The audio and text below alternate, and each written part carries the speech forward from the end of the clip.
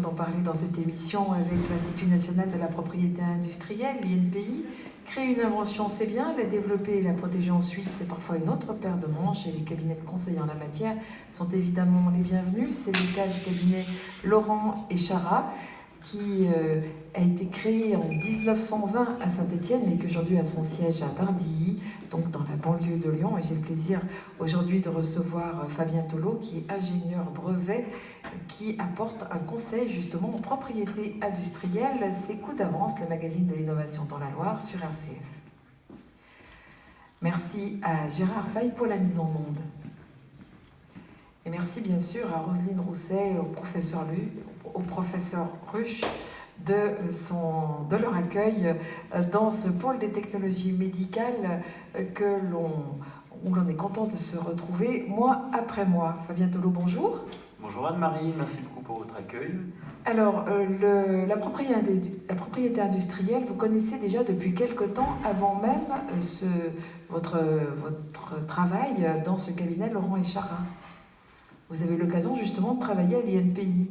C'est ça, tout à fait. En fait, j'ai une formation d'ingénieur à l'origine, donc plutôt dans la technique, mais mon premier emploi était à l'INPI, au service des brevets d'invention à Paris, pour examiner les dossiers de brevets qui étaient déposés par les entreprises et les inventeurs. Et donc c'est là, à l'INPI, que j'ai commencé à suivre une formation juridique dans le domaine de la propriété industrielle. Parce que vous êtes d'abord ingénieur. Ingénieur en quoi? Un ingénieur, ça a souvent une spécialité. Tout à fait. Alors j'ai fait les classes prépa à Saint-Étienne, au lycée Étienne Mimard, et ensuite je suis allé aux Arts et Métiers de Cluny, en Bourgogne, 2 ans, puis la dernière année à Paris. Donc c'est une spécialité plutôt génie industriel, génie mécanique. Et c'est en projet de fin d'études que j'ai travaillé pour une entreprise qui avait développé des nouvelles machines et qui cherchait à les protéger. Et donc c'est là que je me suis intéressé au brevet d'invention, que j'ai pris un premier contact avec l'INPI et que j'ai découvert cette activité-là.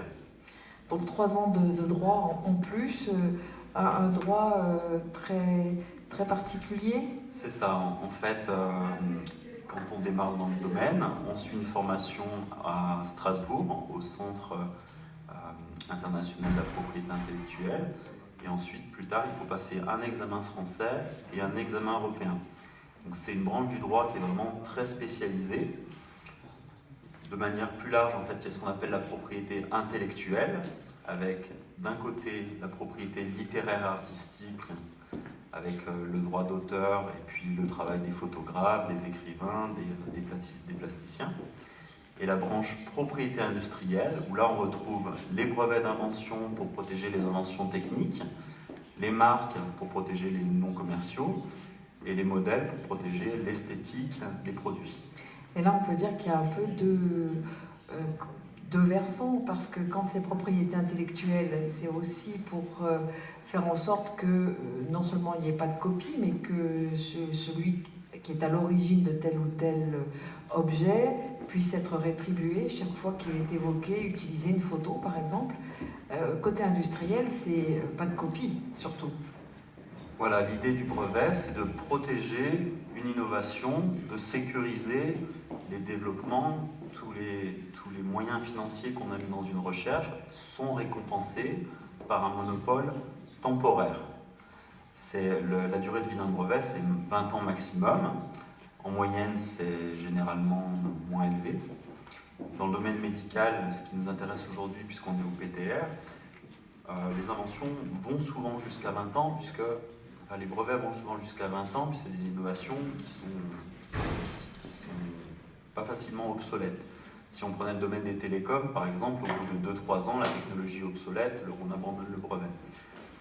Dans le domaine médical, où en particulier il y a des autorisations de mise sur le marché à faire, c'est un temps qui est beaucoup plus long. Revenons au cabinet Laurent et Chara dans lequel vous travaillez aujourd'hui, Fabien Tholot. Il y a plusieurs zones d'activité. Donc le brevet, bien sûr, mais pas seulement. Voilà, donc le brevet c'est pour l'invention technique, donc c'est mon cœur d'activité. Les marques, vous connaissez le nom des entreprises, le nom des produits, c'est un signe distinctif de reconnaissance. les modèles, c'est pour protéger le design, l'esthétique des produits. Et ça, c'est quelque chose qui est très important à Saint-Étienne, avec la Cité du Design. Et donc, mon collègue Fabrice Moreau, qui est ici présent, lui a l'expertise, marque, dessin et modèle. Un brevet, c'est d'abord une invention, bien sûr, et on peut imaginer que celui qui a trouvé cette chose complètement nouvelle, il doit être heureux de son bébé, évidemment. Comment est-ce qu'on peut attirer l'attention de l'inventeur sur la protection nécessaire de son invention? Alors c'est vrai qu'il y a beaucoup de pédagogie à faire dans ce domaine-là. Parfois les inventeurs sont très excités quand ils ont inventé une nouvelle chose, ils ont envie d'en parler autour d'eux. Mais il faut faire très attention puisqu'il y a une condition de validité du brevet, c'est la nouveauté. C'est-à-dire que si vous en parlez, vous divulguez l'invention, ça empêche sa protection par brevet. Donc avant d'aller présenter un produit sur un salon ou sur un site internet, il faut avoir le réflexe de consulter soit l'INPI, soit un cabinet de conseil pour prendre les bonnes démarches de protection. Et c'est vrai que les inventeurs de nos jours avec internet, généralement font une recherche pour protéger leur invention et là ils sont redirigés soit vers l'INPI, soit vers un cabinet. Alors, question un peu iconoclaste, est-ce que ça sert vraiment à quelque chose, un brevet, Fabien Tholot? Alors, est-ce que ça coûte cher? Ça coûte cher, on peut en parler. Alors, la première chose à voir, c'est que le brevet, c'est pas une fin en soi. C'est un outil au service d'une entreprise, un outil stratégique. Et il peut servir à plusieurs choses. Déjà, en termes de communication, communiquer sur l'innovation de l'entreprise. D'autre part, ça a un effet dissuasif sur des concurrents. Quand on a déposé un brevet sur un produit, les concurrents y réfléchissent à 2 fois avant de copier. Et c'est vraiment seulement en dernier recours qu'il y a un litige, il y a une action en justice, où là, effectivement, les sommes en jeu peuvent être conséquentes. Si on veut parler d'argent, pour déposer un brevet d'invention, il faut compter à peu près entre 4 et 6 000 euros pour le brevet français, pour une invention de complexité moyenne. Ça peut être plus important pour une invention plus complexe, par exemple avec une partie numérique ou pour un médicament avec des molécules particulières. Et donc ensuite, c'est pas tout d'avoir un brevet, mais il faut être aussi en mesure de le défendre. Et c'est vrai que si jamais on se rend compte qu'un concurrent a copié l'invention, il faut aller voir son conseil en propriété industrielle pour engager une phase amiable dans un premier temps, où on va mettre en demeure le copieur de cesser la copie. Et si jamais il faut aller plus loin dans les tribunaux, là, effectivement, c'est des sommes qui peuvent aller jusqu'à plusieurs dizaines de milliers d'euros. Et cet accompagnement-là, votre cabinet est à même de le proposer? Tout à fait, voilà. On a plusieurs activités, donc un volet sur la protection des inventions, où là, on va étudier les innovations pour déposer les brevets, et puis également les marques, les modèles. Vous pouvez être un conseil pour améliorer l'innovation, notamment par rapport au dépôt de brevets, pour que ça rentre dans les clous de la législation, par exemple? Alors c'est ça, notre valeur ajoutée, ça va être de faire en sorte qu'au niveau technique et juridique, le brevet soit bien ficelé, soit solide, pour qu'il y ait une vraie protection. On n'est pas un bureau d'études, c'est-à-dire qu'on ne va pas apporter des solutions techniques, ça c'est généralement l'entreprise qui fait ce travail-là, mais avec notre vision quand même d'ingénieur juriste, on donne des conseils sur la manière de structurer le brevet pour qu'il soit le plus fort possible.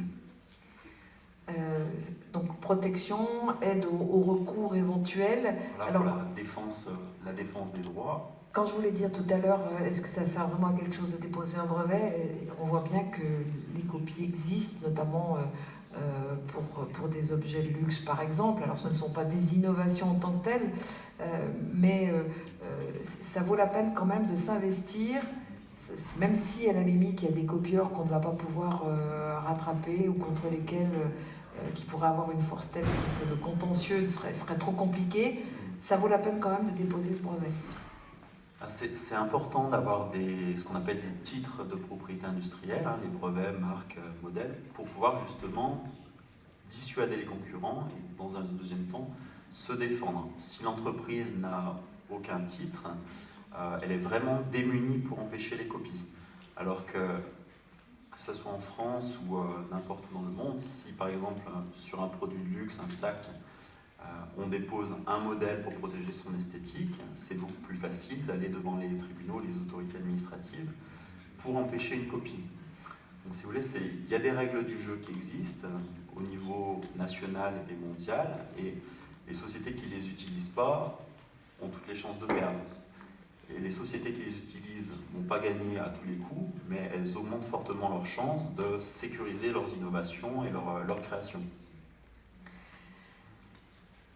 Dans cette émission Coup d'avance, aujourd'hui j'ai le plaisir de recevoir Fabien Tolo, ingénieur brevet, et donc qui apporte du conseil en propriété industrielle au sein du cabinet Laurent Charin, un cabinet qui est à la fois lyonnais et stéphanois.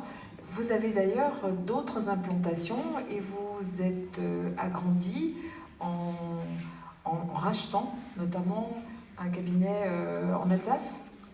C'est ça, l'année dernière, le cabinet a racheté un autre cabinet plus petit à Mulhouse. Si on refait l'historique, en fait, le cabinet Laurent Charin a été créé en 1920 à Saint-Étienne. Dans les années 90, il y a eu un rapprochement avec le cabinet Laurent à Lyon, donc c'est devenu le cabinet Laurent Charin. Et quelques années plus tard, il y a eu le rachat d'un cabinet à Strasbourg, et là tout récemment à Mulhouse. Et donc ça renforce notre implantation dans le Grand Est. On est un cabinet de province, c'est notre positionnement. Et donc on accompagne surtout les PME, les ETI, les startups et puis les inventeurs particuliers. Et on a également un bureau à Shanghai, en Chine, pour accompagner nos clients, pour les aider à protéger leurs inventions en Chine et en Asie. Alors c'est la question que j'allais vous poser. Si vous voulez, si vos clients ont envie de se développer à l'étranger, alors ça peut être la Chine, ça peut être le Japon, les États-Unis, comment est-ce que vous faites là? Parce que la législation évidemment est différente. Exactement. Il y a une législation propre à chaque pays. Donc la législation française n'est pas la même que celle des États-Unis et du Japon. Donc dans ces cas-là, en fait, on a un réseau de confrères qui sont aussi conseils en propriété industrielle dans leur pays, qui justement nous aident à préparer les dépôts de brevets, à les traduire dans la langue locale et puis à respecter la législation pour pouvoir obtenir le brevet. Et à l'inverse, quand eux ont des clients qui souhaitent protéger leur invention en France, en Europe, et bien ils peuvent s'adresser à nous pour qu'on les aide. Cette politique de croissance externe, par exemple, en rachetant un cabinet plus petit en Alsace, c'est important d'avoir d'autres lieux d'implantation en France. Alors là, on ne peut pas dire, ce n'est pas le problème de la législation pour le coup. Alors, sur cette question-là, je vais être un petit peu limité, parce que je ne suis pas associé du cabinet et je n'ai pas la réponse. Alors, l'émission, c'est Coup d'avance, le magazine de l'innovation dans la Loire. Des innovations, il y en a beaucoup. Ici, sur notre département, on est au pôle des technologies médicales, donc on va évoquer évidemment les innovations dans ce domaine. Mais la Loire, c'est un lieu où il y a beaucoup de professeurs tournesol. Je ne sais pas si on peut les appeler professeurs tournesol, mais c'est pas péjoratif du tout. Il y a beaucoup c'est affectueux, disons-le carrément. Oui, il y a beaucoup d'inventeurs, de bonnes idées. Je pense qu'il y a un écosystème qui s'est créé, qui favorise les innovations. Là, sur le pôle, c'en est un très bon exemple. L'idée de mettre en relation le domaine médical, les étudiants, les entreprises, et puis toutes les structures d'accompagnement, ça permet de faire émerger des sociétés innovantes. Effectivement, le cabinet a l'honneur et le plaisir de travailler avec beaucoup de sociétés dans le domaine médical à Saint-Étienne et ses environs. Donc on peut citer par exemple Silvaris dans le domaine des bas et des textiles de contention, DTF, Diffusion Technique Française, dans le domaine des inhalateurs, tire-lait pour bébé, Aspin Médical dans le domaine des prothèses. Plus récemment, De Synthé, qui est une entreprise qui a fabriqué un système de rééducation pour les personnes atteintes de pathologies lourdes. Et elles viennent nous voir avec leurs idées et on les conseille sur la manière de protéger au mieux leurs inventions et puis de rédiger le brevet, et ensuite de le protéger au niveau international. Lorsqu'on vient vous voir, justement, quelles sont les premières questions que vous posez? Donc, vous êtes ingénieur, donc vous êtes en mesure de comprendre un certain nombre de choses côté technique. Pour autant, quelles sont les questions que vous posez peut-être de façon récurrente lorsqu'un inventeur vient vous voir? Alors, un point très important, c'est que pour qu'une invention soit protégeable par brevet, il faut qu'elle soit nouvelle et inventive. Donc, quand on vient nous voir avec une nouvelle idée, la première question qu'on pose, c'est quel est l'existant? Qu'est-ce qui existe déjà? Qu'est-ce qui existe déjà dans votre société et chez les concurrents? Parce que c'est à partir de cet état de la technique qu'on peut comprendre, qu'on peut analyser la marge de manœuvre pour protéger une invention. Et c'est pour ça qu'une de nos prestations, c'est les recherches d'antériorité dans les bases de données de brevets. Il y a plusieurs dizaines de millions de brevets qui sont déposés dans le monde. Donc, généralement, la bonne démarche quand on veut déposer un brevet, c'est faire une recherche pour voir si ça n'existe pas déjà. Ça ne sert à rien de dépenser des ressources pour réinventer, reprotéger la roue. Donc, généralement, c'est la base de travail pour voir quelle est pour bien cadrer l'innovation et ensuite bien la protéger. Ça doit être un petit moment de stress là, pour ceux qui viennent vous voir, non? Pour les inventeurs, oui, généralement, ils font le travail en amont, soit directement, parce qu'il y a des sites internet disponibles gratuitement. On peut citer le site EspaceNet, qui permet de faire des recherches dans les bases de données. Parfois, ils ont pris des renseignements auprès de l'INPI, et puis parfois, ils sont un petit peu dans le flou. Donc, effectivement, on est là pour les rassurer, faire la recherche avec eux, et puis analyser les résultats. Et si on se rend compte qu'il y a une partie de l'invention qui est déjà connue, on arrive à voir qu'il y en a peut-être une autre qui est innovante, et donc on va concentrer les efforts sur cette partie innovante. Il y a parmi l'innovation, et notamment tout ce qui concerne le médical, des choses qui concernent les méthodes. On peut faire différemment d'avant et ça peut être une innovation. Ça se protège de la même façon. On peut y avoir des brevets pour des méthodes, par exemple chirurgicales, Fabien Tholot. Alors ça, c'est un point très important. Les brevets peuvent généralement protéger soit des dispositifs, des produits, donc des éléments concrets, soit des procédés, des méthodes qui sont plus abstraits. Et dans le domaine médical, il y a une exclusion de brevetabilité, c'est-à-dire que les innovations en termes de méthodes de traitement chirurgical, traitement thérapeutique et méthodes de diagnostic ne peuvent pas être brevetées en France et en Europe. À la différence des États-Unis, où un chirurgien peut breveter une méthode de traitement chirurgical. Et ensuite, faire des opérations à plusieurs centaines de milliers de dollars. En France et en Europe, on a exclu ces méthodes-là de la brevetabilité pour ne pas entraver le libre exercice de la médecine. Donc c'est deux approches très différentes. Par du coup, c'est un peu le citoyen qui est protégé là, pour le coup. Exactement. Ouais, la santé des gens est plus importante que l'argent.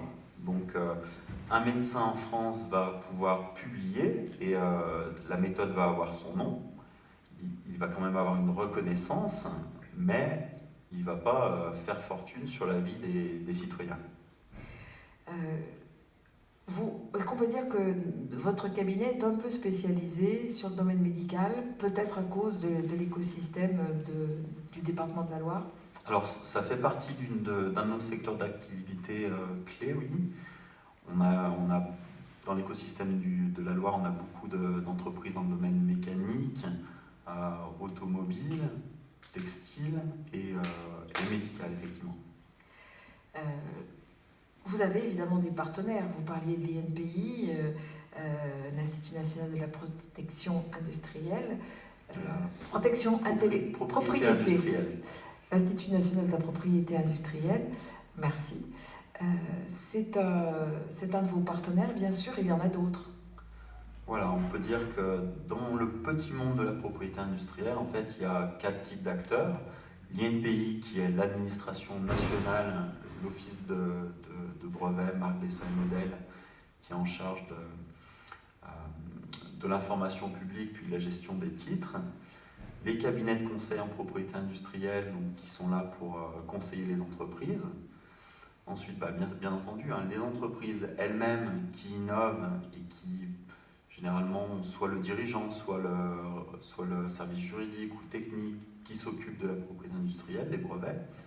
Et puis les acteurs institutionnels comme Pulsalis par exemple, qui eux sont en charge Une sorte d'accélérateur d'innovation, même voilà, si le vrai nom c'est la Société d'accélération de transfert de technologie. Tout à fait, voilà, qui sont en contact avec un petit peu tout le monde, l'INPI, les entreprises, les cabinets de conseil, pour faire bouillonner un petit peu l'innovation en France.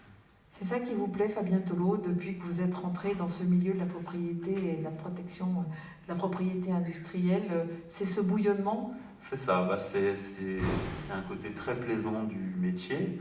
Quand j'étais en école d'ingénieur, j'avais envie de travailler en lien avec l'innovation. Ça aurait pu être dans le service recherche et développement d'une entreprise.